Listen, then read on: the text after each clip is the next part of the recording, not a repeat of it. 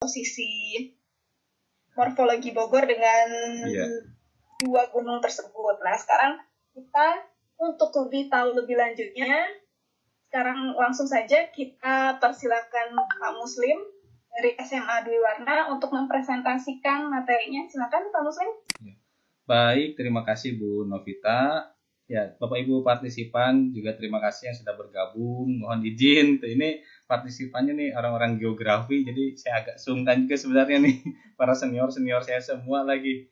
Mohon izin Bapak Ibu, saya menjelaskan ini.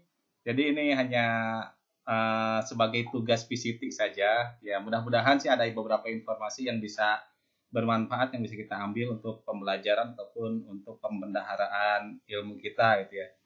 Baik, sebelumnya tema yang akan saya angkat ini potensi bencana geologi Bogor. Jadi ini nanti saya akan membatasinya itu bencana geologi gitu ya. Baik, sebelum masuk ke pembahasan bencana, itu mohon izin saya menyampaikan lagi bahwa nanti pembahasan saya itu mengenai Bogor, itu Bogor secara umum gitu ya. Karena wilayah Bogor itu terbagi dua, ada wilayah Kabupaten Bogor yang memiliki luas sekitar 266.400 hektar atau sekitar 2.664 km persegi, dan wilayah Kota Bogor yang memiliki luas kurang lebih sekitar 11.850 hektar atau 0,12 km persegi. Kemudian secara posisi Bogor itu berada di 6 derajat 18 menit 0 detik sampai 6 derajat 47 menit 10 detik lintang selatan dan 106 derajat 23 menit 45 detik sampai 107 derajat 13 menit 30 detik bujur timur. Kemudian untuk Kota Bogornya berada di 6 derajat 30 menit 30 detik lintang selatan sampai 6 derajat 41 menit 00 detik lintang selatan dan 106 derajat 43 menit 30 detik bujur timur sampai 106 derajat 51 menit 00 detik bujur timur. Jadi saya ungkapkan lagi, sebetulnya di pembahasan saya yang sesi 1 itu sudah pernah saya jelaskan bahwa wilayah Bogor ini membentang melebar dari barat timur gitu ya, dari barat timur. Baik, kemudian Kota Bogor dan Kabupaten Bogor ini atau wilayah Bogor ini berbatasan dengan beberapa wilayah lain yang ada di sekelilingnya. Sebelah utara berbatasan dengan Kabupaten Tangerang, Kota Tangerang Selatan, Kota Depok, Kabupaten Bekasi, dan Kota Bekasi. Kemudian sebelah baratnya berbatasan dengan Kabupaten Lebak, sebelah timurnya berbatasan dengan Kabupaten Karawang, Kabupaten Cianjur, dan Kabupaten Purwakarta. Sebelah selatannya berbatasan dengan Kabupaten Sukabumi dan Kabupaten Cianjur. Bagian tengahnya ini ada Kota Bogor. Ya. Nah ini secara gambaran wilayahnya, ya, posisi wilayah Bogor melebar timur barat, ya, dan wilayah-wilayah di sekelilingnya merupakan wilayah-wilayah yang cukup strategis sehingga Bogor ini bisa dikatakan menjadi hinterland bagi beberapa kota yang mendekati ibu kota seperti Tangerang, Depok, kemudian Bekasi. Ya. Nah, sehingga apa yang terjadi di beberapa kota sekitarnya ini akan dirasakan juga oleh Bogor. Begitupun halnya apa yang terjadi di Bogor, tentu ini akan mempengaruhi beberapa kota-kota di sekitarnya. Apalagi kota-kota di sekitar Bogor ini merupakan kota-kota yang aktif, kota-kota yang padat penduduk, ya, dan kota-kota yang penting dalam pelaksanaan pemerintahan negara Indonesia. Ya. Ini kemudian berikutnya, secara geomorfologi atau bentang wilayah, bentuk wilayah Bogor, geomorfologi Bogor ini sangat bervariasi. Dataran yang relatif rendah ini ada di bagian utara hingga dataran tinggi di bagian selatan. Dataran rendahnya ini sekitar 29,28% berada pada ketinggian 15 sampai 100 meter di atas permukaan laut. Kemudian dataran bergelombang sekitar 43,62% berada pada ketinggian 100 sampai 500 meter di atas permukaan laut. Kemudian 19% merupakan daerah pegunungan yang berada pada ketinggian 500 sampai 1000 meter dari permukaan laut. Dan pegunungan tinggi sekitar 8% berada pada ketinggian 1000 sampai 2000 meter. Kemudian selanjutnya ada 0,22%, ini wilayah yang memiliki ketinggian 2000 sampai dengan 2500 meter dari permukaan laut. Ya, jadi wilayah Bogor ini mulai dari dataran rendah sampai ke gunung yang tinggi itu ada tuh. Jadi sangat variatif sekali. Ini posisi ini bentang alam Bogor secara morfologinya. Jadi Bogor ini di bagian utara ini dataran rendah dan merupakan hilir dari beberapa sungai, dan di bagian selatannya ini merupakan lingkaran gunung-gunung yang cukup tinggi ya. Di antaranya gunung yang tingginya ada Gunung Gede Pangrango dan juga Gunung Salak ya. Kemudian jika kita lihat juga dari morfologi Jawa Barat, Banten, DKI ya, Bogor ini berada di busur pegunungan ya yang menghadap ke arah Laut Jawa ya. Dan Bogor ini tentu merupakan wilayah yang berada di lereng-lereng gunung tinggi, terutama di Gunung Salak dan Gunung Gede Pangrango ya. Ini untuk wilayah Bogor. Kemudian berikutnya terkait dengan judul yang saya ambil ya. Saya mengambil tema bencana itu ya. Nah, bencana itu apa gitu ya? Bencana itu berdasarkan pengertian dari Undang-Undang Nomor 27 ya, tahun 2007. Undang-Undang ya Nomor 27 tahun 2007. Ini bencana adalah peristiwa atau rangkaian peristiwa yang mengancam dan mengganggu kehidupan dan penghidupan masyarakat yang disebabkan baik itu oleh faktor alam dan atau faktor non alam maupun faktor manusia sehingga mengakibatkan timbulnya korban jiwa manusia, kerusakan lingkungan, kerugian harta benda, dan dampak psikologis. Ini saya ambil definisi dari situs BNPB gitu ya. Nah, jadi akan disebut bencana jika ada bahaya atau hazard ya. Bahaya ini bisa jadi berupa gejala-gejala alam. Bisa jadi berupa situasi, bisa jadi berupa pergerakan manusia ya. Nah, kemudian jika bahaya ini dapat bersentuhan dengan manusia dan merugikan manusia, maka ini bisa menjadi disaster atau bencana ya. Jadi bencana itu jika sudah bersentuhan dengan manusia. Jika bahaya ini tidak bersentuhan dengan manusia, kemudian tidak menimbulkan kerugian bagi manusia, tidak menjadi bencana. Misalkan gunung api yang berada di tengah lautan kayak Gunung Krakatau gitu ya. Ketika dia meletus, mengeluarkan lava, mengeluarkan abu vulkanik gitu ya. Ya dia tidak menjadi bencana, itu hanya berupa bahaya saja. Namun ketika si Gunung Krakatau tersebut hembusan abu vulkaniknya sampai ke wilayah Banten dan kemudian di wilayah Banten menyebabkan infeksi saluran pernapasan akut bagi masyarakat Banten atau wilayah Mindalik gitu ya. Nah, maka itu bisa dikategorikan sebagai bencana. Kemudian berikutnya dari bahaya atau hazard ini bisa menyebabkan kerentanan atau vulnerability gitu ya. Seperti apa sih bahaya itu gitu ya? Apakah bahaya ini bisa menimbulkan bencana atau tidak? Itu ya adalah ukuran dari kerentanan atau vulnerability. Nah, selanjutnya manusianya ini akan memiliki kapasitas atau capacity. Jadi seberapa jauh manusia ini, seberapa jauh wilayah tersebut mengadaptasi terhadap kondisi alam dan kemudian bisa siap dalam menghadapi segala bahaya yang muncul ya.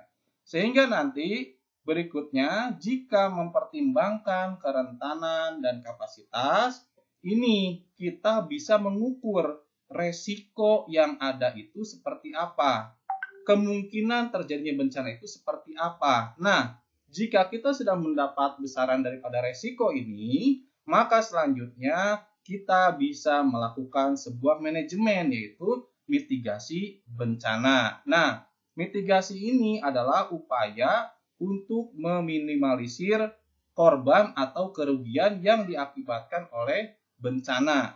Baik, ini mungkin konsep kebencanaan ya yang dapat saya sampaikan. Nanti jika ada hal-hal yang kurang, mohon koreksi dan masukannya dari Bapak Ibu partisipan yang hadir pada saat ini ya. Nah, selanjutnya untuk pembahasan berikutnya yang akan saya sampaikan, saya tidak tidak sampai ke upaya mitigasi bencana. Saya hanya mendeskripsikan apa saja yang bisa menjadi bencana yang ada di Kota Bogor dan Kabupaten Bogor, gitu ya. Selanjutnya, bencana itu, gitu ya, dalam Undang-Undang Nomor 24 Tahun 2007, ya, tadi saya salah mengucap kayaknya, gitu ya. Ini harusnya Undang-Undang Nomor 24 Tahun 2007, termasuk tadi pengertian bencana juga dalam Undang-Undang Nomor 24 ini, gitu ya. Nah, bencana itu dalam Undang-Undang Nomor 24 disebutkan terbagi 3 jenis. Yang pertama ada bencana alam. Bencana alam adalah bencana yang diakibatkan oleh peristiwa atau serangkaian peristiwa yang disebabkan oleh alam, antara lain berupa gempa bumi, tsunami, gunung meletus, banjir, kekeringan, angin topan, dan tanah longsor. Kemudian ada lagi bencana non-alam. Bencana yang diakibatkan oleh peristiwa atau rangkaian peristiwa non-alam, antara lain berupa gagal teknologi, gagal modernisasi, epidemi, dan wabah penyakit. Kemudian yang ketiga, bencana sosial. Bencana yang diakibatkan oleh peristiwa atau serangkaian peristiwa yang diakibatkan oleh manusia yang meliputi konflik sosial, antar kelompok atau antar komunitas masyarakat, dan juga teror. Ya. Sebenarnya sih kalau yang aktual saat ini mengangkatnya bencana non-alam ya terkait dengan wabah penyakit. Cuman saya tidak berani menyampaikan bencana yang terkait wabah penyakit karena takutnya ada beberapa hal yang politis sehingga saya khawatir kena undang-undang ITE gitu. Baik, saya mungkin nanti akan membatasi pembahasannya di bencana alam saja, dan bencana alamnya pun nanti akan saya batasi juga, ya. Yaitu bencana geologi yang akan saya bahas. Ya. Nah, apa sih bencana geologi itu? Bencana geologi ini adalah bencana yang terjadi di permukaan bumi atau disebabkan oleh gerakan atau aktivitas dari dasar bumi yang muncul ke permukaan. Arti geologi sendiri adalah ilmu yang mempelajari tentang bumi. Sehingga macam-macam bencana geologi yang terjadi merupakan murni berasal dari aktivitas di permukaan bumi. Gitu ya. Ini adalah pengertian bencana geologi yang saya ambil dari situs bpbdjakarta.go.id gitu ya. Nah, selanjutnya dalam situs tersebut ya BPBD juga menyebutkan 4 macam bencana geologi itu diantaranya adalah gelombang tsunami, gempa bumi, letusan gunung Merapi, dan tanah longsor. Ya. Terkait dengan pembahasan saya yang membatasi dalam wilayah Bogor, ya, wilayah Bogor itu tidak memiliki akses ke laut, sehingga saya tidak akan membahas potensi bencana gelombang tsunami. Ya. Yang akan saya bahas selanjutnya itu adalah berarti yang ada di Bogor saja, diantaranya ada gempa bumi, letusan gunung berapi, dan tanah longsor. Nah, selanjutnya ada satu informasi yang menarik, ya. Kenapa kemudian saya tertarik untuk mengangkat tema potensi bencana geologi di Bogor? Ya. Ternyata ada sebuah berita di situs VOA Indonesia ini menyebutkan mengenai bencana geologi dan vulkanologi 2020. Ya. 5 kabupaten kota yang paling banyak bencananya adalah yang pertama Kabupaten Bogor dengan 134 kejadian. Kemudian Kota Semarang 86 kejadian, Kabupaten Magelang 73 kejadian, Kabupaten Majalengka 65 kejadian, dan Kabupaten Sukabumi 62 kejadian. Ini menurut informasi dari situs VOA Indonesia. Nah, kenapa sih kemudian Bogor ini sampai disebut sebagai kota dan kabupaten yang sangat banyak sekali terjadi bencana geologi? Sebelumnya mungkin bisa kita lihat dulu bagaimana gambaran geologi di Bogor, gitu ya. Nah, ini ada saya ngambil peta geologi lembar Bogor. Bapak Ibu mohon maaf yang mungkin kalau Bapak Ibu yang dari geografi sudah paham apa sih peta geologi itu. Nah, untuk Bapak Ibu yang lain, jadi peta geologi ini adalah peta yang menggambarkan struktur batuan. Sehingga di dalam peta ini tentu kita tidak akan menemukan mana itu sawah, mana itu pemukiman, mana itu ladang. Tapi dalam peta ini masih ada memberikan keterangan mengenai ini wilayahnya wilayah apa gitu ya. Misalkan ini ada keterangan bahwa ini adalah wilayah Bogor. Nah, ini wilayah Bogor. Baik, kita lihat dalam peta geologi ini, gambaran mengenai batuan yang ada di wilayah Bogor, ya, ini batuan-batuannya merupakan batuan-batuan yang berasal dari vulkanik. Ya. Kita lihat untuk yang merah dengan kode-kodenya, simbol batuan kivi itu ya. Nah, ini adalah batuan-batuan vulkanik yang berasal dari gunung api, gitu ya. Nah, wilayah Bogor ini, kalau kita lihat, ini Bogor, kota Bogornya di sini, ya. Wilayah Bogornya dari timur sampai ke barat, ya. Nah, ini wilayah Bogor, ya. Ini di sebelah tenggara, ya, sebelah tenggaranya, ini ada Gunung Gede Pangrango. Ya, ini ada Gunung Gede Pangrango. Nah, ini Gunung Gede Pangrango. Ini di sebelah tenggara kota Bogor, timur tapi agak ke selatan dikit, gitu ya. Nah, Gunung Gede Pangrango ini memberikan suplai aliran lava ke beberapa wilayah di sekitarnya, termasuk wilayah Bogor. Sehingga formasi batuan yang ada di Bogor ini dipengaruhi oleh batuan-batuan vulkanik dari Gunung Gede Pangrango, ya. Kemudian berikutnya, selain Gunung Gede Pangrango, di selatan Bogor juga ini ada Gunung Salak. Ini Gunung Salak, ya. Gunung Salak juga ini memberikan suplai material batuan yang berupa batuan-batuan vulkanik, sehingga sebagian besar wilayah Bogor ini tersusun dari batuan-batuan vulkanik. Makanya kalau kita lihat di peta ini kodenya Ki dan Ki, gitu ya. Nanti variasinya ada KVS, KVP, tergantung dari batuan apa. Gitu. Kalau misalkan KVP berarti dari batuan vulkanik dari Gunung Gede Pangrango. Kalau misalkan KVS berarti batuan vulkanik dari Gunung Salak. Gitu ya. Nah, selanjutnya selain daripada batuan-batuan vulkanik, ya, Bogor juga kalau kita lihat ke sebelah baratnya, ini Lewiliang ini ya. Nah, daerah Lewiliang, kemudian di peta ini hanya menggambarkan ke daerah Nanggung. Tadinya saya inginnya Jasinga, tapi nggak masuk kayak Jasinga ini. Ya. Ini sampai ke daerah Lewiliang. Nah, di daerah Lewiliang, ini formasi batuannya formasi batuan dengan kode T. Kode T ini merupakan formasi batuan yang merupakan sedimen, baik itu sedimen vulkanik, baik itu sedimen dari aluvial ataupun sedimen-sedimen marin, ya. Nah, di wilayah Lewiliang kalau kita lihat selain formasi batuannya berupa batuan-batuan sedimen atau endapan, di sini juga ada beberapa simbol-simbol garis yang memiliki beberapa anak panah. Simbol-simbol garis yang berupa anak panah ini, misalkan anak panah yang berhadapan ke tengah garis ini, yang ini adalah antiklin. Antiklin itu berupa lipatan. Jadi kalau sebuah lipatan itu ada yang melipat ke atas, ada yang melipat ke bawah.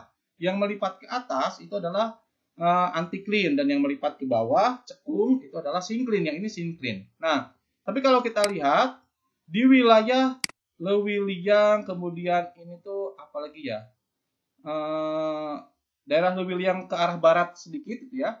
Ini banyak sekali formasi-formasi sinklin dan antiklin.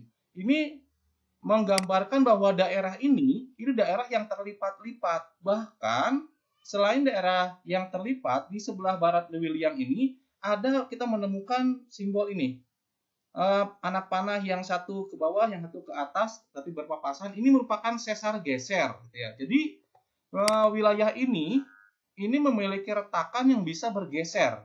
Sehingga di wilayah ini tentu akan rawan gerakan-gerakan, ya, gerakan-gerakan tektonik kecil di daerah sini saja. Selanjutnya berikutnya ke arah barat lagi, ini juga batuan-batuannya merupakan batuan-batuan dengan simbol T. Dan kita lihat ini ada wilayah Nanggung, ini Nanggung, ya. Dan kejadian kemarin itu di wilayah Sukajaya, ya kalau nggak salah. Sukajaya itu di sebelah sini, di sebelah baratnya Nanggung, ya. Ini juga batuan-batuannya merupakan batuan-batuan dengan simbol T. Artinya ini batuan-batuan endapan, ya. Nah, Baik, karena hanya sampai sini yang tergambarnya, Jasingnya tidak tergambar, kemudian juga wilayah-wilayah yang kemarin terkena banjir bandang juga tidak tergambarkan dalam peta ini. Kita lihat lagi ke arah timur. Ya.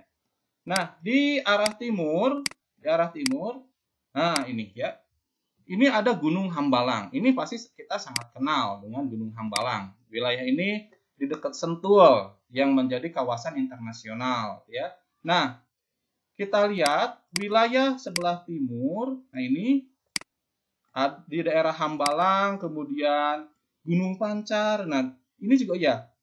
Ternyata di Bogor pun ada satu terobosan. Ini Gunung Pancar ini simbolnya satu huruf A. Ini A. A atau simbol-simbol yang hanya satu huruf itu biasanya menunjukkan atau menggambarkan ini terobosan lava, terobosan dari magma, cairan-cairan magma itu ya. Nah, Gunung Pancar ini pun merupakan adanya terobosan dari magma. Wallahu a'lam apakah ini terobosan dari magma Gunung Gede yang berada di sebelah sini di jalurnya ya, atau terobosan dari magma-magma yang lainnya ya. Nah, tapi memang Gunung Pancar ini merupakan gunung yang di wilayah sini terdapat titik wisata air panas gitu ya.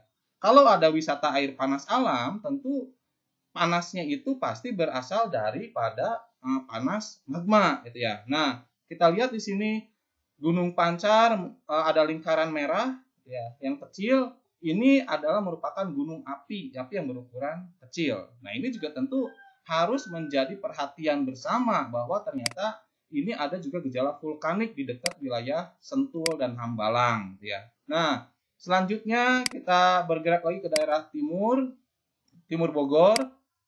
Di sini di wilayah dekat Sukamakmur kalau nggak salah. Nanggerang, Lewidulang, Sukamakmur tuh. Kramat, Palasari, oh ya. Di sebelah timurnya Hambalang, sebelah timurnya ini posisi wilayah ini, kondisi wilayah di sini ini sangat banyak sekali formasi struktur geologi yang menampakkan lipatan ya. Sehingga kalau kita bermain ke wilayah ini, kita akan menemukan banyaknya bukit-bukit ya. Tapi ini memang indah, Bu. Kalau kita main ke sini, kalau kita jalan dari Citerep terus ke timur gitu ya. Begitu masuk menjelang ke Sukamakmur, kita akan disuguhi pemandangan yang luar biasa. Itu banyak bukit-bukit yang menjulang tinggi dan di beberapa spot ini kiri kanan itu jurang dengan hamparan bukit-bukit yang sangat variatif ya.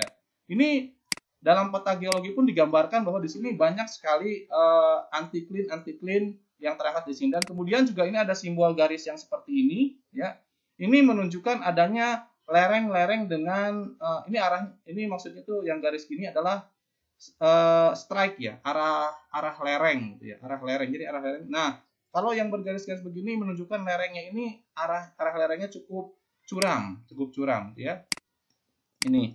Kemudian berikutnya kalau kita lihat ya di peta geologi ini juga, nah ini.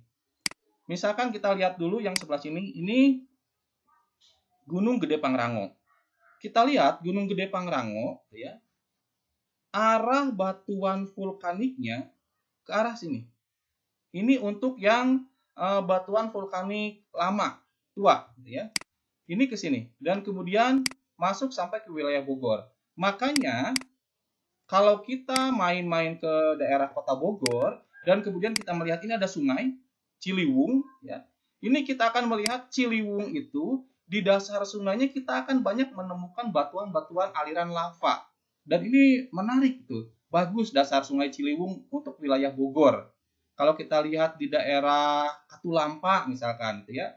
Katulampa itu sungai Ciliwungnya bagus sekali itu. Dasar sungainya itu banyak batuan-batuan yang merupakan aliran lava ya. Kemudian juga ini ada sungai lagi selain Ciliwung, Cisadane. Cisadane juga kalau kita lihat yang di arah Plaza Jambu 2 kalau nggak salah itu ya. Itu atau arah yang di dekat Ciomas itu ya.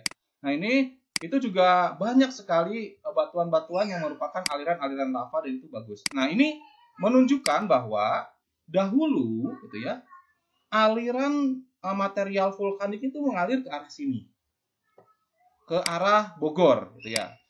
Nah, selanjutnya kalau kita lihat Gunung Salak juga aliran vulkaniknya menyebar ke beberapa wilayah. Nah, ini adalah gambaran kondisi geologi wilayah Bogor menurut peta geologi lembar Bogor, gitu ya. Baik, selanjutnya kita lanjutkan. Ya. Yang pertama mengenai potensi bencana geologi di Bogor ini, saya akan membahas dulu yang pertama adalah gunung api, terkait dengan letusan gunung api. Ya. Gunung api di wilayah Bogor yang paling ikonik, gitu ya, ini ada dua yang menjadi ikon Bogor, Sukabumi, Cianjur. Ya. Itu yang pertama Gunung Gede Pangrango, dan kemudian yang kedua Gunung Salak. Ini Gunung Gede Pangrango memang gunung yang eksotis ya. Kita lihat ini dalam foto ini bahwa Gunung Gede itu yang ini. Dan ini Gunung Pangrango. Kadang beberapa orang Bogor sering salah sebut ya. Karena memang yang nampak dari arah Bogor ini kita lihat di belakang puncak Pangrango ini ada puncak Salak, artinya Bogor sebelah sini. Sehingga kalau dalam penglihatan orang Bogor ke arah Gunung Gede Pangrango, yang nampak itu adalah kerucut ini.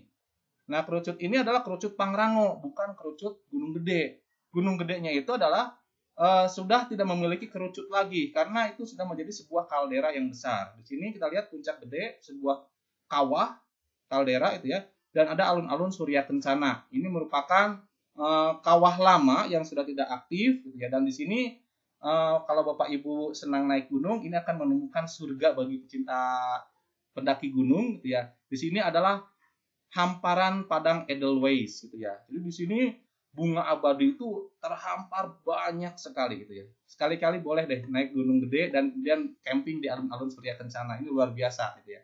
Dan kemudian Gunung Salak, kalau kita lihat Gunung Salak dari kenampakan ini sepertinya kenampakan dari arah utara kalau nggak salah ya.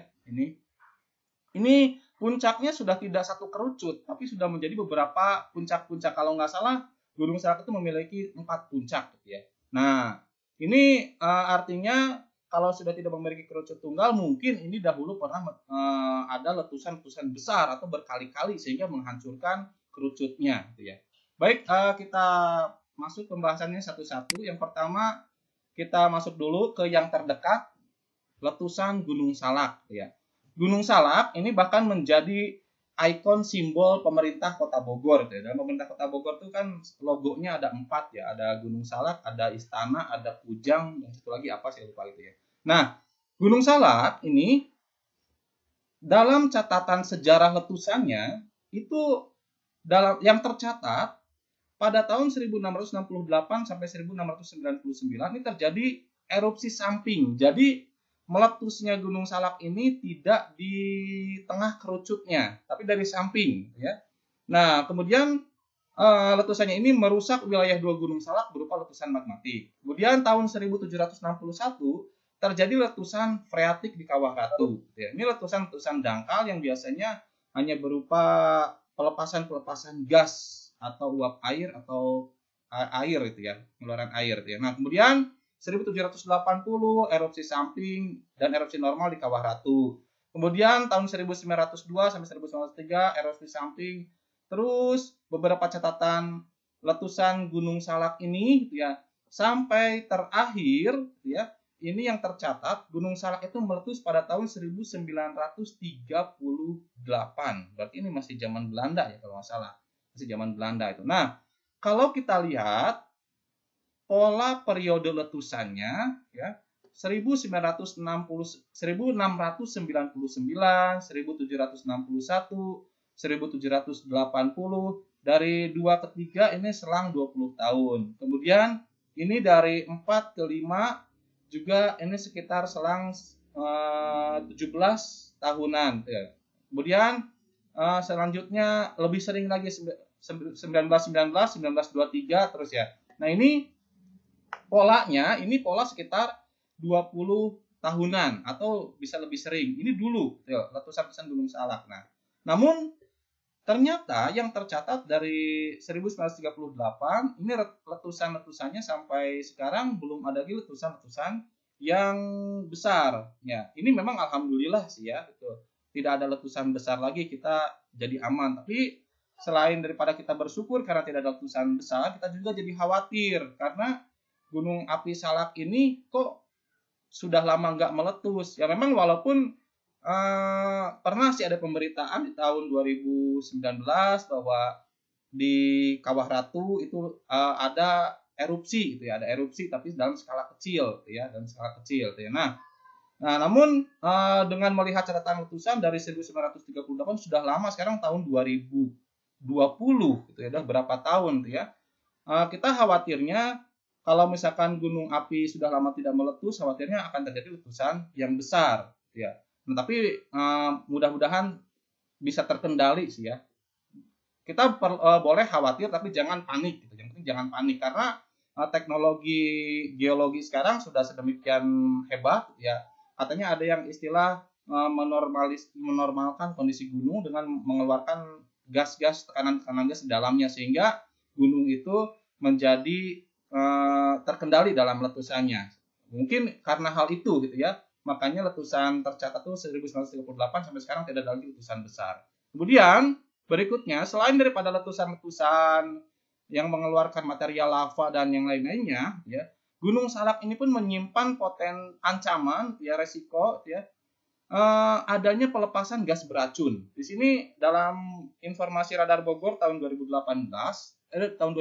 maaf, ya, tahun 2007, ini disebutkan bahwa pernah terjadi peristiwa ada 6 pelajar asal Jakarta yang tewas setelah menghirup gas beracun. Ya.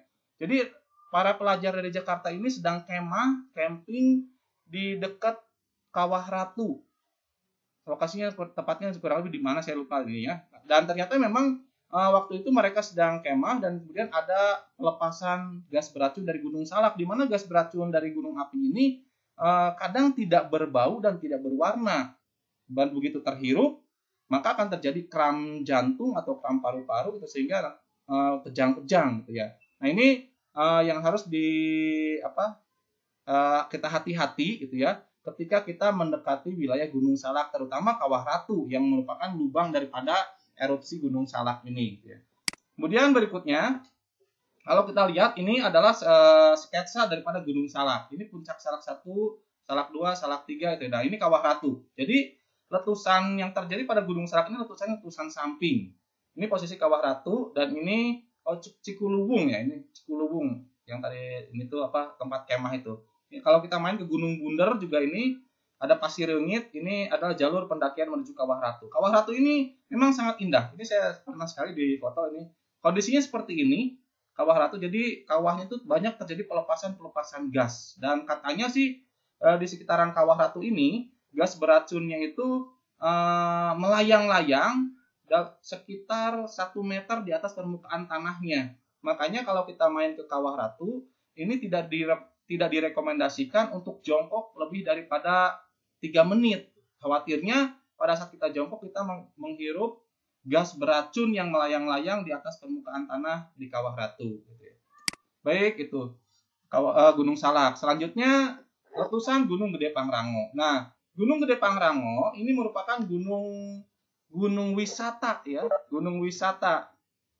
Karena selain memiliki keindahan alam, Gunung Gede Pangrango juga dekat dengan kota-kota besar di Jawa, sehingga sangat mudah diakses oleh para pendaki gitu ya. Nah, namun Gunung Gede Pangrango juga ini menyimpan bahaya gitu ya. Tercatat Gunung Gede Pangrango ini letusan Gunung Gede pertama ini yang tercatat ya Bapak Ibu ya. Terjadi pada tahun 1747 atau 1748. Kemudian terjadi beberapa letusan kecil sekitar 1761, 1780, 1732.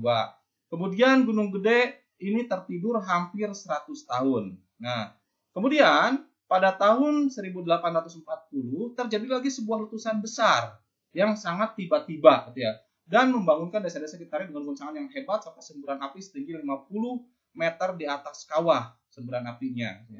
Kemudian tahun 1852 terjadi letusan yang menghancurkan penginapan di Kandang Badak. Kandang Badak ini bukan berarti kandang badak dalam artian badak, ya. Jadi ini ada pos pendakian yang sering dijadikan tempat-tempat istirahat bagi para pendaki. Di situ dibangun shelter yang permanen, ya. Kemudian pada tahun 1940 sampai 1950 terjadi beberapa letusan kecil dan 1957 merupakan letusan gunung gede yang terakhir katanya yang tercatat, ya. Namun ini juga sama nih. Ini saya dapatkan informasinya dari website Taman Nasional Gunung Gede Pangrango.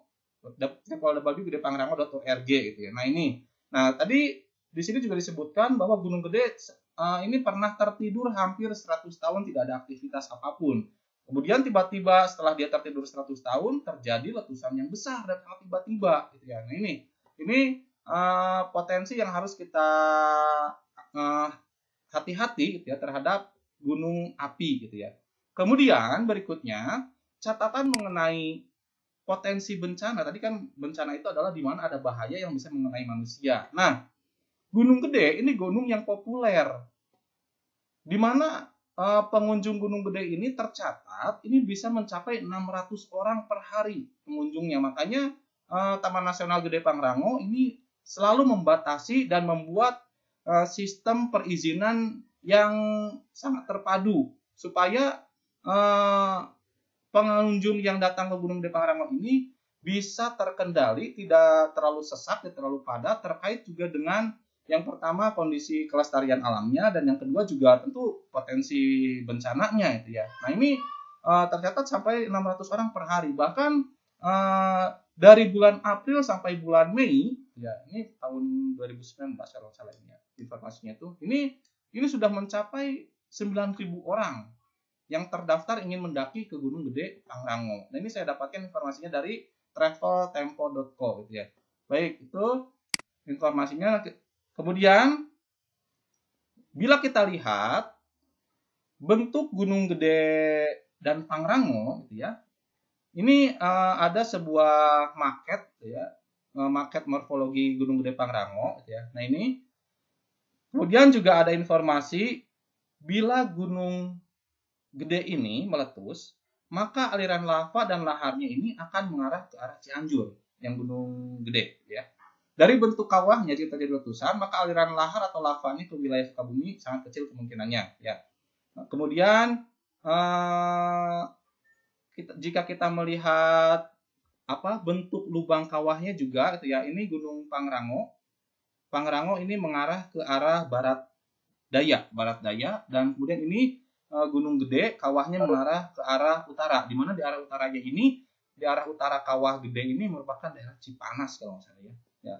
Memang sih ya dari segi bukaan mulut kawah Gunung Gede dan Pangrango ini tidak mengarah ke arah Bogor.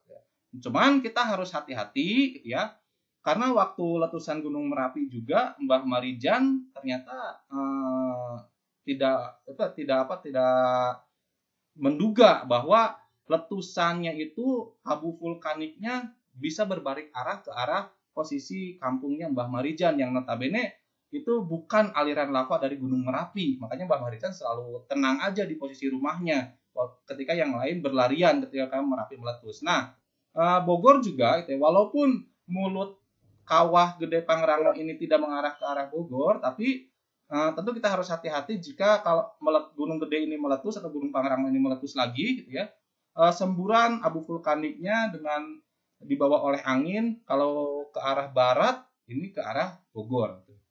Ya mudah-mudahan aman semuanya gitu ya. Cuman kita harus tahu saja potensi-potensi ini gitu ya. Dan tapi jangan panik. Kemudian berikutnya setelah letusan gunung api, saya masuk ke potensi bencana gempa. Nah, Bogor juga ini menyimpan potensi bencana gempa bumi. Tercatat dalam sebuah informasi, gempa bumi kembali mengguncang wilayah Kabupaten Bogor dan Sukabumi, Jawa Barat dengan kekuatan 4,0 skala Richter. Ini pada 23 Agustus 2019. Kemudian gempa yang terjadi adalah gempa tektonik akibat dari aktivitas pergerakan lapisan batuan kulit bumi, yaitu sesar lokal klaster Bogor. Jadi di Bogor itu ada retakan ya, sesar. Sesar itu ya patahan. Tadi kan di wilayah Lewiliang bagian barat itu kan ada wilayah yang bergeser itu ya, sesar geser itu ya. Nah ini Bogor itu punya pusat-pusat gerakan ya. Nah, dan ini makanya kemudian tadi lembar peta geologi disebut lembar Bogor karena memang ada sebuah formasi geologi yang disebut dengan formasi Bogor. Formasi Bogor. Artinya maksudnya itu adalah formasi penerobosan batuan atau formasi retakan batuan yang berada di wilayah Bogor. Dan kemudian formasi itu bukan di Bogor saja, memanjang seterusnya. Baik, saya lanjutkan dulu membaca informasinya. Hasil analisa BMKG disimpulkan bahwa rentetan gempa yang terjadi pada klaster Bogor ini merupakan gempa bumi tipe 3, yaitu aktivitas gempa swarm. Makanya tidak terlalu sering terjadi kepanikan ketika terjadi gempa di Bogor, karena biasanya itu yang sering terjadi itu gempanya gempa tipe 3 atau yang disebut dengan gempa swarm. Jadi kalau nggak salah, ini nih penjelasannya ya. Jadi ahli gempa dari Jepang yang bernama Kiyomogi mengklasifikasikan gempa itu berdasarkan ke dalam 3 tipe. Ada tipe 1. Ini tipe 1 itu jika gempa ini gempa utama diikuti gempa susulan. Main shock, kemudian aftershock. Ini gempa tipe 1. Nah, kemudian gempa tipe 2. Gempa tipe 2 ini, gempanya itu adalah ada pendahuluan dulu. Ya, bisa berupa getaran kecil, atau suara gemuruh, atau misalkan kadang ada sebuah mitos gitu ya. Kalau ada awan vertikal, katanya itu akan terjadi gempa gitu, atau apa gitu ya. Nah, ini jadi ada pendahuluan, kemudian terjadi gempa utama, kemudian disusul oleh terjadi gempa susulan. Ini tipe 2. Kemudian ada tipe 3. Nah, kalau tipe 3 ini gempa yang terjadi terus-menerus berulang-ulang, tapi dalam magnitudo yang relatif kecil. Ini yang disebut dengan gempa swarm, ya, gempa swarm. Nah, yang di Bogor ini adalah seringnya terjadi gempa swarm. Kemudian ada pernyataan dari Kepala Bidang Mitigasi Gempa Bumi, jika kita mengamati rentetan gempa yang sedang berlangsung di Bogor saat ini, tampak bahwa fenomena gempa yang berpusat di Kecamatan Nanggung ini merupakan gempa tipe 3. Nah, Nanggung ya Bapak Ibu ya. Di Nanggung itu memang ada pusat getaran-getaran gempa swarm. Ini orang-orang Nanggung. Bapak Ibu tahu wilayah ini bukan wilayah puncak ya. Memang ini hamparan kebun teh, tapi ini bukan puncak, ini bukan Gunung Mas gitu ya. Ini bukan puncak pas gitu ya. Ini adalah wilayah Bogor bagian selatan. Sekali-kali Bapak Ibu main deh ke sini. Namanya Desa Malasari ya, Desa Malasari. Nah, kita lihat ini adalah warga Malasari ya. Tahun kemarin, 2 tahun yang lalu ya. 2 tahun yang lalu ya.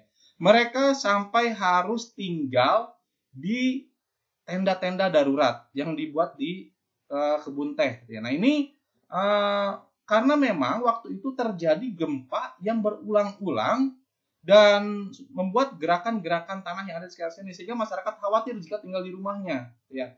Rumah mereka ini rumah-rumah yang sangat rapat posisinya, ya, karena terutama yang daerah ini kalau nggak salah di Komplek Nirmala, Komplek Nirmala. Nah ini Komplek Nirmala ini merupakan penduduk yang dahulunya merupakan para pekerja pabrik teh, ya. Dan ini juga yang menjadi daya tarik wilayah ini. Bapak Ibu silakan kalau datang ke sini, Bapak Ibu akan menemukan perkampungan dengan masyarakatnya bentuk rumahnya itu bentuk rumah kayu dan panggung sehingga seperti bentuk rumah orang Jepang. Dan memang suhunya pun dingin. Jadi suhunya dingin, bentuk rumahnya mirip bentuk rumah Jepang, menarik gitu. Kalau kita homestay menginap di sini gitu ya, di daerah Nirmala, Malasari atau daerah Malasari yang lainnya juga banyak gitu, ada yang lainnya gitu ya. Baik, itu kemudian jika kita lihat berikutnya, tadi saya menyebutkan adanya formasi Bogor. Nah, ini formasi Bogor ya. Di struktur geologi Jawa Barat, khususnya Jawa Barat Banten gitu ya, ini ada formasi Bogor yang berwarna hijau ya. Jadi penyusunan struktur batuan yang memanjang, di mana disebutkan di sini simbolnya keterangannya adalah antiklinorium Bogor. Pengangkatan antiklin itu ada tadi ya, lipatan yang ke atas ya. Nah ini antiklinorium Bogor ini memanjang dari Banten terus, dan kalau nggak salah ini sampai ke daerah Cilacap, Jawa Tengah. Cilacap Jawa Tengah ini formasi Bogor. Nah sehingga dengan adanya formasi ini, getaran-getaran yang bersentuhan dengan formasi ini akan dirasakan secara bersama gitu ya. Misalkan ini Rangkas Bitung. Kalau di Rangkas Bitung gempa, Bogor akan merasakan, dan beberapa kali memang seperti itu ya, gempa Rangkas kita merasakan ya. Kemudian kenapa sih wilayah Jawa Barat ini terbentuk seperti ini? Ini terkait dengan adanya aktivitas tektonik di selatan daratan Jawa Barat. Di sini ada Laut Selatan Jawa ya. Di Laut Selatan Jawa. Pak Muslim? Ya. Hah? Ya Bu. Punten? Ya. Waktunya 38 menit lagi ya Pak untuk presentasi. Oh gitu. Iya ya. Baik. Saya coba percepat ya deh. Ya. Nah ini berikutnya ini.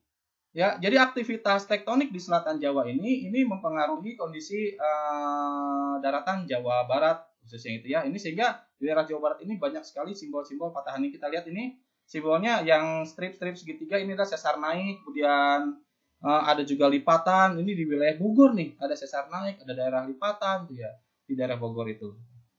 Selanjutnya ini ya, ini partisipannya orang-orang geografi. Tidak perlu dijelaskan lebih lanjut. Yang jelas ya tadi ya, adanya antiklinorium Bogor tentu akibat daripada subduction zone. Ya, seperti ini. Subduction zone ini bisa menyebabkan terbentuknya pembentuk rangkaian pegunungan. Dan di belakang rangkaian pegunungannya ini akan terbentuk wilayah-wilayah seperti ini yang amblas gitu ya. Makanya di wilayah Bogor bagian utara itu banyak sekali terdapat danau-danau kayak di Parung gitu ya, kemudian juga daerah Semplak gitu ya, Dramaga gitu ya. Nah, ini kalau kita lihat yang menyebabkan wilayah Jawa Barat ini morfologinya seperti itu, ada potensi gempa karena ini ya. Ini adalah dasar laut Samudra Hindia yang merupakan disebutnya sebagai lempeng Indo-Australia yang mendesak ke wilayah ini ya. Terjadi subduksi di sini. Kita lihat ini merupakan penunjaman dari lempeng tersebut ya. Nah ini juga ya, jadi kondisi Bogor juga nanti ini sama dengan yang terjadi di Sumatera. Subduksi di Sumatera, kemudian di Bukit Barisan, kalau di Sumatera di belakangnya seperti ini. Ada jalur patahan ya, yang dikenal dengan patahan Semangko kalau di Sumatera ya.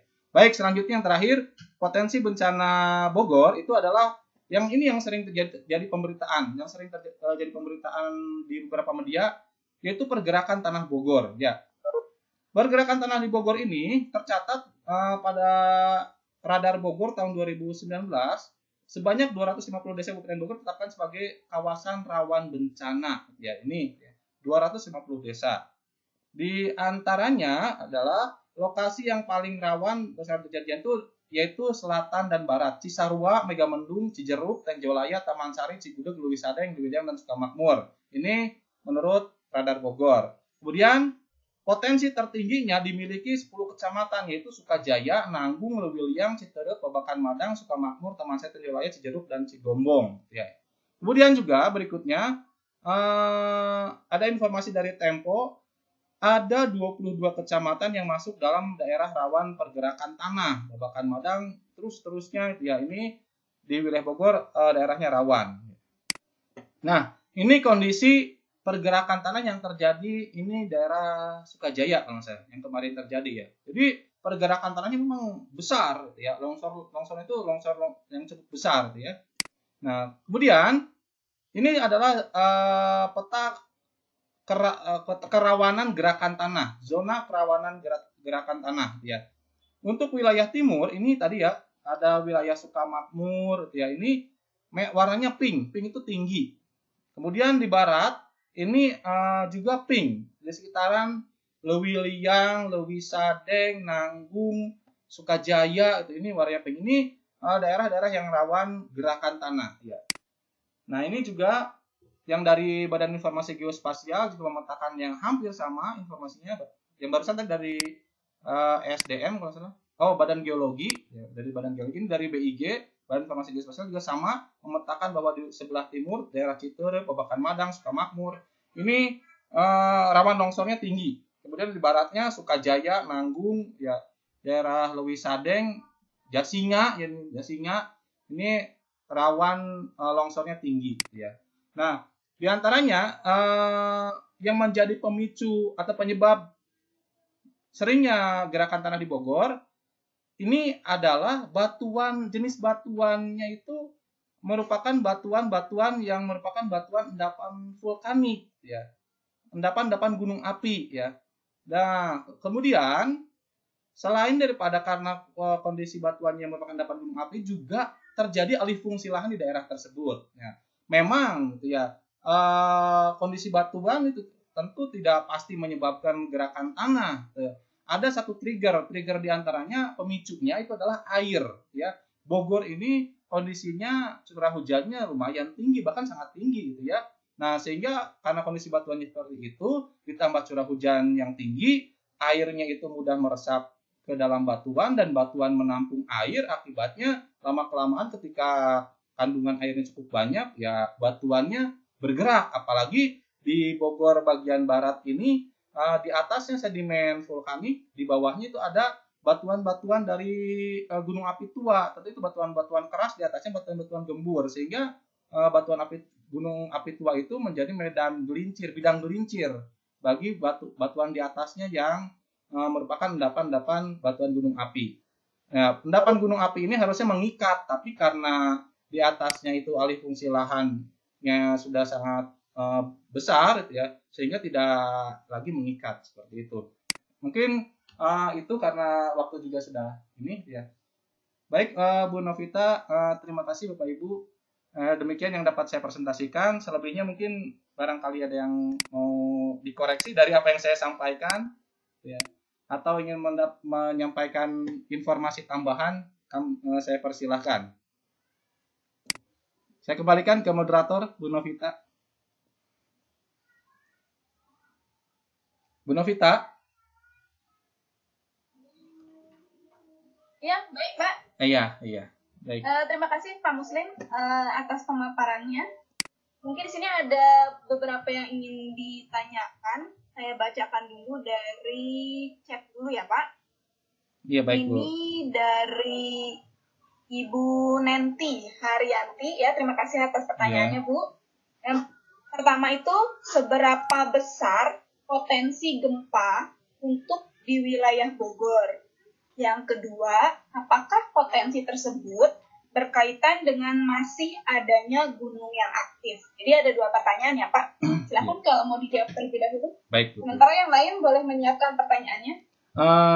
Ya, bismillahirrahmanirrahim. Saya coba menjawab ya, Bu. Aduh, mudah-mudahan jawaban saya bisa memenuhi. Ya, silakan, Pak. Ya. Baik, gempa di Bogor itu kalau berdasarkan informasi yang tadi, gempanya gempa tipe 3 gitu ya. Jadi kalau seberapa besar, kalau dibilang seberapa besar dalam kaitannya berapa magnitudonya dalam skala Richter gitu ya. Ya ini di Bogor sih insya Allah gitu ya. Kemungkinan tidak sebesar gempa-gempa yang terjadi di Aceh waktu tsunami itu kan sampai dengan magnitudo 9 skala Richter ya. Insya Allah tidak sebesar itu gitu ya kalau di Bogor. Tapi kalau misalkan berkaitan seberapa sering potensi gempa di Bogor, nah untuk bencana gempa, bahaya gempa sendiri, kejadian gempa sendiri ini merupakan kejadian alam yang tidak bisa diprediksi, Bu. Satu-satunya kejadian alam yang tidak bisa diprediksi itu adalah gempa. Kalau gunung api kan biasanya kita bisa prediksi dengan gejala-gejala awalnya. Kalau gempa ini tidak bisa diprediksi, tiba-tiba ada. Namun kita bisa melihat dari pola kejadiannya. Pola kejadiannya memang tadi berkaitan juga dengan gunung api yang aktif. Ya bisa jadi, Bu. Gunung api yang ada di sekitar Bogor bisa memicu adanya getaran-getaran Gunung Salak, kemudian Gunung Gede Pangrango, ya. Tapi yang paling sering menyebabkan adanya gempa-gempa di Bogor itu adanya tadi sesar Bogor tadi, Bu. Jadi retakan-retakan yang ada di Bogor tadi gitu ya. Memang itu ada formasi Bogor yang memanjang dari barat sampai ke timur gitu ya. Nah, itu yang sering menjadi penyebab adanya kejadian-kejadian gempa di Bogor. Mungkin itu, Bapak Ibu, mohon maaf kalau agak keliru gitu. Ya, Bu Novita. Oke, baik Pak. Untuk yang lainnya, Bapak Ibu partisipan yang lainnya, apakah ada yang ingin ditanyakan kembali secara langsung ataupun ada yang ingin memberikan pandangan atau pendapat lain terkait dengan materinya Pak Muslim, begitu kita bisa sambil diskusi di sini ya Pak ya? Iya, silakan. Saya Bu Ana. Oh, aduh, iya, Bu Ana. Silakan Ibu. Bukan nanya. Siap, Bu. Saya itu saya kan di Cijeruk ya.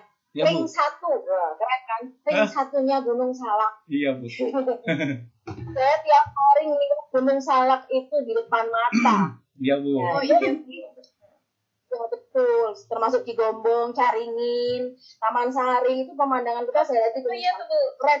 Iya, betul. Saya juga kalau kerja selalu melihat Gunung Salak, Bu, daerah Taman Sari. Nah, jadi ini Pak Arif ya, mungkin kita samain deh jawabannya kira-kira gimana. Nah, kalau anak nanya gini gimana? Murid ya? Iya, Bu. Nah, saya juga nggak bisa jawab. Bu, itu kira-kira Gunung Salak kapan ya meletusnya? Iya. Pas sudah ditanya begitu kan, kita ngeles ya, wah gini-gini nih ya cara teori, kemudian yang penting kita kan mitigasi, ada gejala-gejalanya. Ya, cuma sebetulnya kita deg-degan juga nih, Gunung Salak. Nah, padahal itu ada bencana yang lebih Cijeruk ya, terutama saya di daerah Cijeruk yang lebih. Jadi malah kadang-kadang kita bukan heboh ya, artinya kita fokus ke Gunung Salak yang depan mata itu ya, kapan meletusnya. Nah, sementara sebenarnya longsor tuh jauh lebih potensinya lebih besar. Betul. Jadi kan artinya padahal kalau longsor mungkin sudah nanti terkait bukan hanya geologi saja ya, tapi sudah terkait dengan bencana hidrometeorologi. Nah, memang rumit lah ya, memang Bogor itu luar biasa bencana geologi maupun hidrometeorologi terkait dengan curah hujan yang tinggi ya, apalagi ditambah dengan aktivitas tambangan dan seterusnya ya di daerah sekitar Bogor. Nah, tadi aja sebetulnya pertanyaan, kira-kira kalau Pak Arif ditanya murid kayak gitu jawabannya gimana? Baik, Bu. Iya, baik, Bu. Itu ya. Saya alhamdulillah udah beberapa kali ke Kawah Ratu, Bu ya, dan mengamati beberapa lubang-lubang itunya kawahnya itu, Bu ya. Jadi memang kalau Gunung Salak kalau saya ditanya gitu ya, kapan meletus Gunung Salak? Ya sekarang juga lagi meletus gitu. Sekarang juga lagi meletus, cuman memang letusan berupa letusan freatik, letusan kecil gitu. Itu pelepasan gas. Ya, kalau kita lihat juga selain pelepasan gas itu pengeluaran air panas juga itu juga bagian daripada letusan-letusan yang terjadi di Gunung Salak gitu ya. Nah, yang sekarang sering terjadi itu adalah pelepasan gas Gunung Salak. Ya sama kayak, mohon maaf ya kalau agak jorok, kalau kita sakit perut ya, kalau kita udah banyak kentutnya kan agak reda gitu sakit perutnya itu gitu ya. Nah, Gunung Salak juga sama gitu ya. Saat ini memang letusan berupa pelepasan gas. Jadi kapan Gunung Salak meletus? Ya sekarang juga lagi meletus gitu. Tapi kalau misalkan ditanya sampai pecahnya kapan, aliran lavanya keluar gitu ya, jawabannya mungkin saya akan jawab, alhamdulillah kalau sekarang teknik geologi sudah punya cara untuk bisa mengendalikan gunung tersebut karena sudah terpantau pola letusannya, arah letusannya, lubang letusannya, sehingga nanti ketika ada gejala-gejala misalkan gemuruh, peningkatan getaran gitu ya, kemudian juga peningkatan temperatur di sekitar gunung gitu ya, itu akan dilakukan upaya-upaya untuk bisa mengurangi gejala-gejala itu. Misalkan pelepasan gasnya kan dulu pernah ada istilah-istilah suntik gunung gitu ya. Nah, sehingga lebih terkendali lagi gitu. Gunungnya itu. Mungkin itu kalau saya Bu Ana sih, Mbak. Gitu. Saya kan bayangannya kan letusan besar ya Pak ya. Sampai meledak sampai ini. Nah, kadang-kadang kan anak-anak ke sana ya. Nah, makanya kan mungkin jawaban kita memang harus lebih diilmiahkan gitu ya. Artinya bahwa letusan itu tidak semata-mata letusan yang langsung meledak besar kemudian kita heboh gitu. Tapi aktivitas itu kan tetap berlangsung. Iya, betul. Ya, terima kasih ya. Maksudnya seperti itu memang pertanyaan ya, selalu anak-anak itu bayangannya gunung meletus, panas ratu kalau meletus, wah ngeri gitu. Iya. Nah sehingga dengan ya udah diskusi aja ya Pak. Makasih Bu Ana, ya terima kasih. Ya, ya Bu Novita. Ya. Mungkin yang lainnya, apakah ada yang ingin menyampaikan pendapat atau Bu Batin tuh kayaknya tuh. Silakan. Bu Batin. Menarik sekali nih ya sebenarnya pemaparannya Pak Arif. Ya, silakan. Halo Bu. Bu Batin. Oh, Bu Batin. Ya, Ibu mangga silakan, Bu. Bu Batin kenapa di mute lagi ya? Bu Batin mau bantu jawab nih kayaknya. Dari pertanyaan Bu Ana. Atau mungkin dari Bapak Ibu partisipan yang lain sambil menunggu. Oh, ini dari Bu Laras ya. Oh ya, ini ada dari Bu Laras. Tadi peta geologi Bogor sumbernya dari mana ya Pak? Iya. Sama guru geografi. Iya. Itu saya alhamdulillah Bu nemu dari. Arif. Ya Bu. Halo. Ya. Oke, Bu Batin mangga. Kedengaran. Ayo Bu. Udah kedengaran Bu? Kedengaran Bu, silakan Bu. Ya Bu. Bu Batin. Ya, baik saya sambil menunggu Bu Batin. Tadi Bu ini lap 8 Pak Arif. Iya. Oh iya halo? Bu. Kedengaran? Iya, kedengaran Bu. Halo? Iya. Halo? Waalaikumsalam. Waalaikumsalam warahmatullahi. Kedengaran nggak? Kedengeran. Kedengaran. Ini saya tambah saja ya Pak Arif ya. Iya. Apa yang tadi dijelaskan oleh Pak Arif itu sangat menarik sekali. Kedengaran nggak? Kedengeran Bu? Iya. Kedengaran nggak? Kedengeran Bu? Kedengeran. Kedengaran ya? Siap. Nah, ini tambahan saja ya. Bagi geolog terdapat itu pernah saya baca hampir mirip dengan Potomac dan Blulung. Hanya terus kedua tentang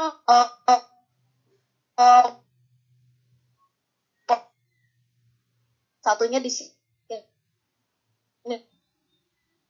yang di sini anti iya ini juga adanya yang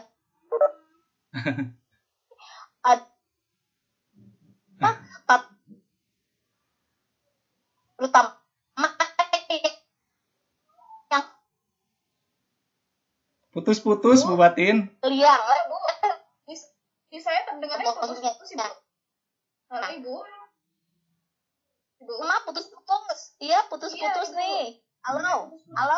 Iya. Kedengaran nggak? Sekarang kedengeran iya Bu. Nih. Aduh pada menarik.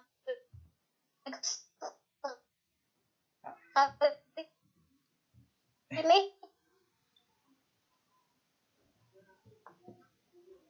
halo. Iya, putus-putus Bu, putus lagi Bu suaranya, mohon maaf. Kedengar?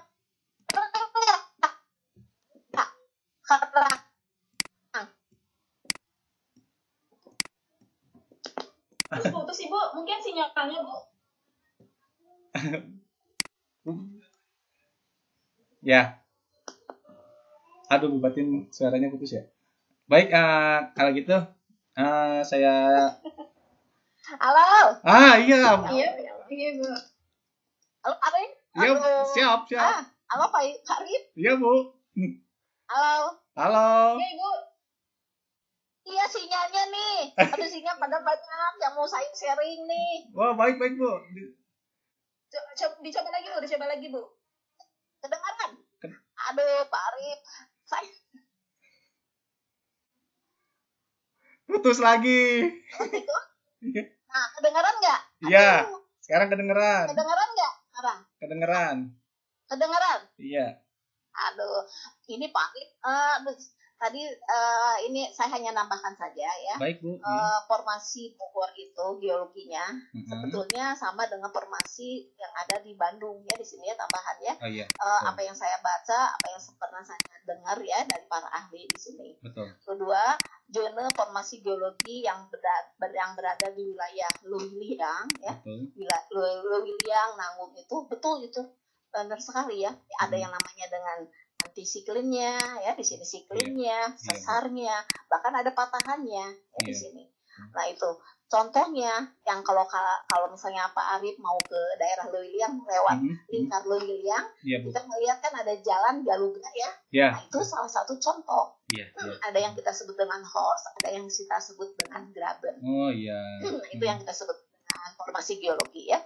Tambahan juga, saya juga bahkan di formasi geologi Bogor Barat di sini pernah sampai ke daerah Jasinga ya, menelusuri adanya yang kita sebut dengan batuan-batuan yang berasal dari dulu zaman laut ya kita itu. Dulunya kita itu bagian daripada dasar laut kan ya. Buktinya yaitu adanya yang sisa-sisa dengan siput-siput ya, kerang-kerang gitu ya. Terutama di daerah Paku. Nah itu ya salah satu contohnya gitu. Dan tambahan juga dengan ini Gunung Salak. Apa yang pernah saya dapat informasi pada waktu adanya pelatihan mitigasi di Bandung, Gunung Salak itu akan meletus nanti akan sama seperti Gunung Sinabung, ya. Jadi letusannya akan dahsyat. Nah itu ya informasi yang pada waktu saya pelatihan di Bandung gitu ya tentang mitigasi. Itu mungkin saya hanya tambahan saja Pak Arif ya. Aduh kalau ini kondisi sinyalnya nih plus-plusan ya begini. Tambahan saja, tapi benar-benar menarik sekali ini ya, karena hubungannya dengan Bogor, jadi antusias sekali saya di sini. Ya, terima kasih Pak ya. Sama-sama. Terima. Kedengaran sekarang suara saya ya. Mantap ya. Sekarang Bu, mantap. Ayo, makasih Pak Arif nih informasinya. Awas, saya minta share-nya. Ya. Ayo ya. Terima kasih Pak Arif. Sama-sama Bu Batin. Aduh. Terima kasih juga Ibu. Iya, baik. Oke Pak, mungkin bisa dilanjut kembali tadi yang pertanyaan Ibu Laras. Iya, baik. Bu Laras, ini saya ada sumber peta geologi. Ini nih, alhamdulillah Bu, nemu scanan peta geologi ini Bu. Ini dari Direktorat Vulkanologi Mitigasi Bencana PVMBG kalau nggak salah Bu. Saya sih sebenarnya tadinya Google Image Bu, gitu ya. Google Image, nggak sengaja saya klik. Resolusinya benar tinggi gitu ya, resolusinya tinggi. Itu memang dari situs, ternyata sumber situsnya PVMBG kalau nggak salah Bu. Ya. Nanti kalau Ibu mau, nanti saya kirim boleh Bu. Ini peta geologi Lembar Bogor ini Bu. Gitu ya. Iya. Karena tadi juga Bu Laras juga sempat chat bilang kalau minta bahan materinya Pak. Katanya dalam bentuk PDF pun tidak apa-apa katanya. Gitu. Baik Bapak Ibu. Nanti saya share di grup MGMP deh. Tapi mohon jangan dibully ya, karena banyak kurangnya. Kalau dikritik nggak apa-apa. Saya mohon kritiknya justru ya banyak kurang-kurangnya itu. Baik. Untuk Bapak Ibu partisipan yang lain, apakah ada yang ingin ditanyakan atau ingin didiskusikan kembali? Silakan.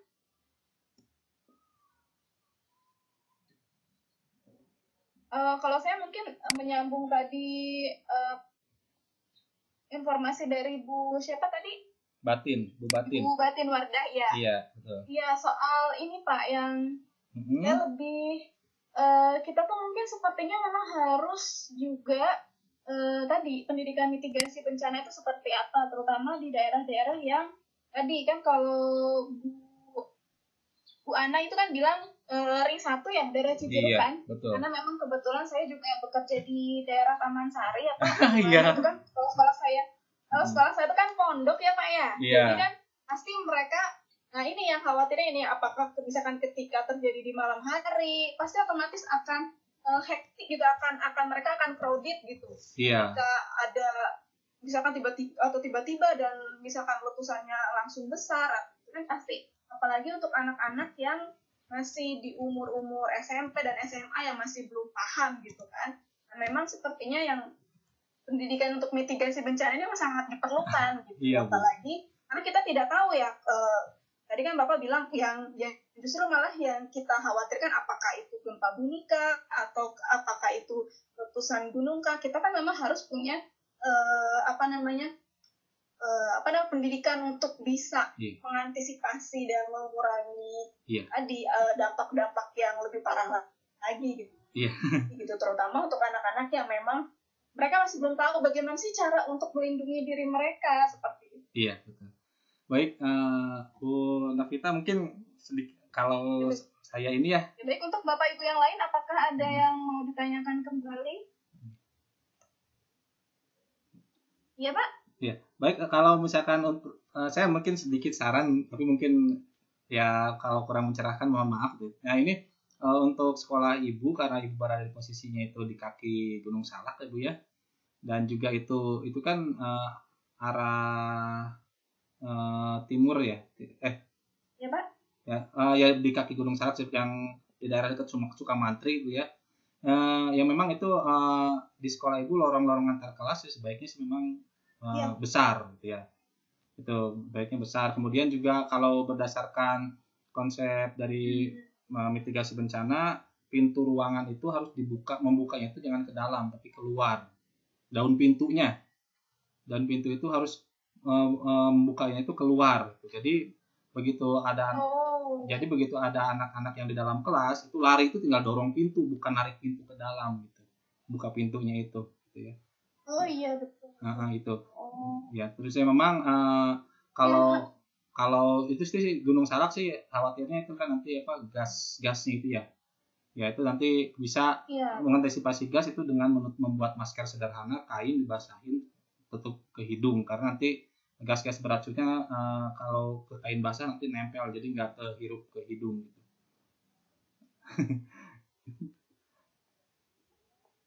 Ibu.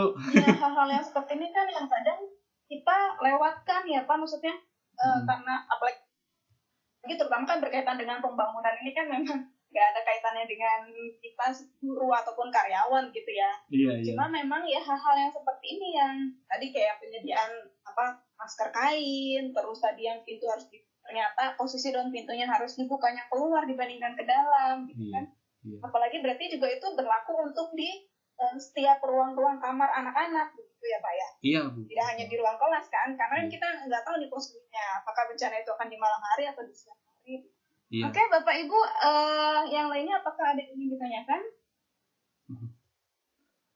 Kalau tidak ada, mungkin saya akan bacakan kesimpulannya saja ya Pak ya. Baik Bu. Atau dari Pak Muslim ada yang ingin ditambahkan terlebih dahulu? Kalau saya sih cukup Bu kayaknya. Terima kasih Bapak Ibu atas masukannya. Dan ini senior saya semua di geografi.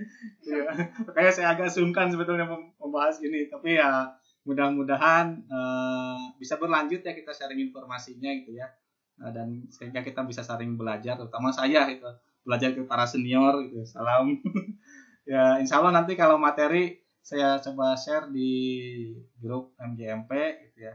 Nah, terima kasih atas partisipasinya pada room ini. Mohon maaf bila ada yang kurang berkenan. Terima kasih. Assalamualaikum warahmatullahi wabarakatuh. Waalaikumsalam warahmatullahi wabarakatuh. Ya baik, kesimpulannya mungkin yang pertama itu berkaitan tadi dengan potensi bencana geologi di Bogor, yaitu bencana itu bisa kita artikan sebagai peristiwa yang dapat mengakibatkan dampak terutama bagi manusia ya. Terus yang selanjutnya bahwa potensi bencana geologi yang bisa atau mungkin saja terjadi di wilayah Bogor itu bisa gempa bumi ataupun letusan. Selanjutnya untuk letusan gunung sendiri, karena Bogor ini kan punya ikon gunung api, yaitu untuk wilayah Bogor, Sukabumi, dan Cianjur itu ada Gunung Salak dan Gunung Gede Pangrango. Sementara untuk gempa itu biasanya kalau di daerah Bogor itu termasuk ke dalam gempa tipe 3, yaitu gempa Swarm, karena memang Bogor ini memiliki wilayah sesar Bogor seperti itu. Dan yang terakhir bahwa beberapa wilayah kawasan Bogor ini juga termasuk ke dalam wilayah rawan bencana pergerakan tanah yang disebabkan oleh komposisi batuan dan tanah dan juga adanya alih fungsi dari lahan. Baik, mungkin itu saja yang bisa saya sampaikan. Terima kasih atas kehadirannya Bapak dan Ibu partisipan. Semoga apa yang kita kita dapatkan informasinya dan juga materi hari ini dapat bermanfaat untuk kita semua dan juga untuk kita ke depannya. Mungkin sampai di sini saja Bapak Ibu. Kita tutup saja sesi pada siang ini dengan mengucapkan hamdalah bersama-sama. Ya, Assalamualaikum warahmatullahi wabarakatuh. Untuk Bapak dan Ibu, dipersilakan jika ingin keluar dari ruangan atau dari.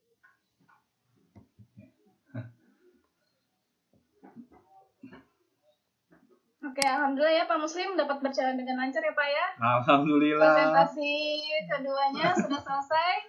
Nggak lupa di ini kan ya Pak, nggak lupa direkam ya Pak ya. Alhamdulillah. Sudah direkam. Alhamdulillah. Ya berarti